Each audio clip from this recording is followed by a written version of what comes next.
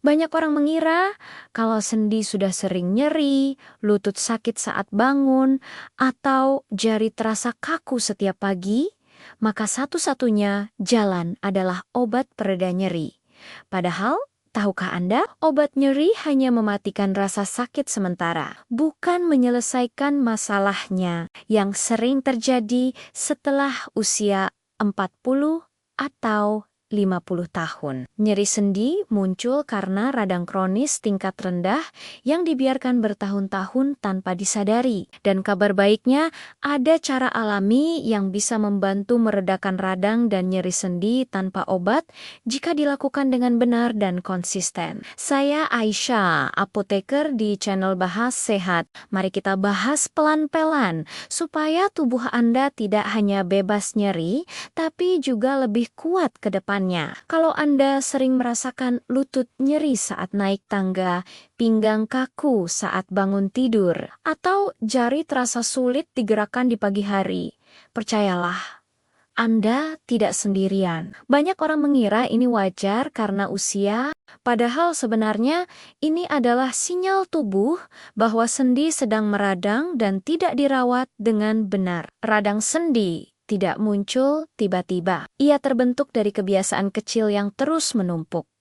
Kurang bergerak, makanan tertentu, kurang tidur, dan stres yang tidak disadari. Dan sebelum kita membahas caranya, saya ingin Anda tahu satu hal penting. Radang sendi bisa diredakan, bahkan tanpa obat, jika kita bantu tubuh bekerja sebagaimana mestinya. Cara pertama, yang paling sering diremehkan, gerakan ringan yang konsisten. Sendi tidak dirancang untuk diam terlalu lama. Saat kita jarang bergerak, cairan pelumas sendi berkurang.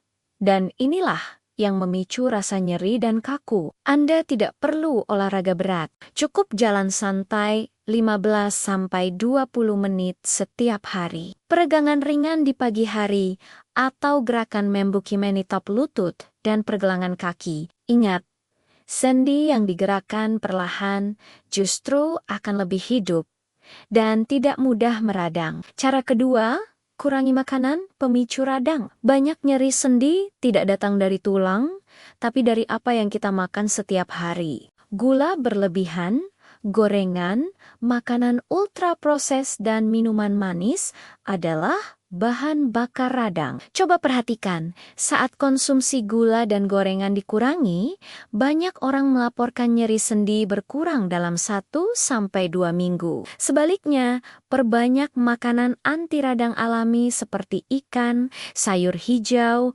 kunyit, jahe, dan buah dengan warna cerah. Ini bukan diet ketat, tapi mengganti sumber peradangan dengan sumber pemulihan. Cara ketiga, tidur yang benar dan cukup. Banyak orang fokus pada makanan dan olahraga, tapi lupa bahwa pemulihan sendi terjadi saat tidur. Saat tidur malam, tubuh memproduksi hormon anti radang alami. Jika tidur kurang dari 6 jam, hormon ini tidak bekerja optimal dan radang akan menetap. Usahakan tidur 7-8 jam dengan waktu tidur yang konsisten. Matikan layar ponsel minimal 1 jam sebelum tidur dan buat tubuh benar-benar masuk mode istirahat. Cara keempat, kompres hangat atau dingin sesuai kondisi. Untuk sendi kaku dan tegang, kompres hangat membantu melancarkan aliran darah dan merilekskan otot.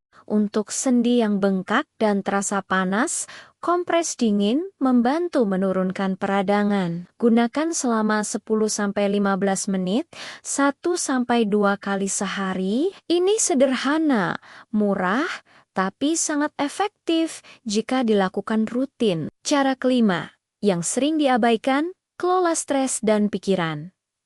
Stres kronis meningkatkan hormon kortisol, dan kortisol yang terus tinggi akan memperparah peradangan sendi. Inilah mengapa banyak orang merasa nyeri sendi memburuk saat pikiran lelah, cemas, atau emosi tidak stabil. Luangkan waktu untuk napas dalam, dizikir, meditasi ringan, atau sekadar duduk tenang tanpa distraksi. Sendi tidak hanya butuh nutrisi, tapi juga ketenangan sistem saraf. 5 cara ini terlihat sederhana, tapi jika dilakukan bersamaan dan konsisten, hasilnya sangat nyata. Banyak orang baru sadar, ternyata tubuh mereka tidak rusak. Mereka hanya belum memberi kesempatan tubuh untuk memperbaiki diri. Saya tidak mengatakan obat itu buruk, namun jangan jadikan obat sebagai satu-satunya jalan. Mulailah dari kebiasaan kecil hari ini. 1 langkah ringan, 1 perubahan makanan, 1 jam tidur lebih baik. Jika Anda ingin sendi tetap kuat hingga usia lanjut, rawatlah sekarang, bukan nanti saat sudah sangat nyeri. Jika konten ini bermanfaat, silakan bagikan ke orang tua, pasangan, atau sahabat Anda. Karena hidup tanpa nyeri sendi bukan soal usia, tapi soal cara merawat tubuh dengan benar.